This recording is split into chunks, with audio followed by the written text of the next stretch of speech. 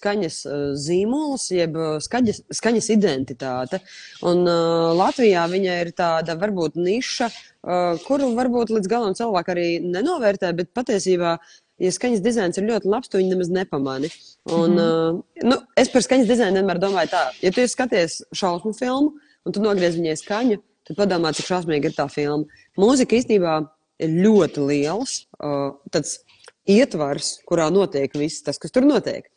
Un skaņas dizains ir ne tikai, teiksim, melodija vai kāda harmoniju struktūra, bet tas var būt arī tiešām tīrs skaņas dizains, ka tur kaut kas noklaba, kaut kas aizvarās ciet, klakšķītis vai kāda kolas, nu, teiksim, slavenais, jā, stāsts, kur to attaisi un es to saucu par tādu skaņas privatizāciju. Tad, kad mēs zīmoliem parasti strādājam, es viņiem saku, kas ir tā skaņa, ko jūs gribat tā kā privatizēt, jo, ja jūs viņu daudz strādāsiet, tas tā ir kola un viss. Un tu vari attaisīt ūdeni vai šampanieti vai vienalga, tā ir kola.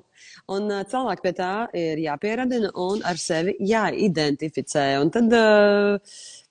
tad arī tā kā veidojās tā piesaiste. Un tas ir vienkārši caur citu maņu, kas ir audio.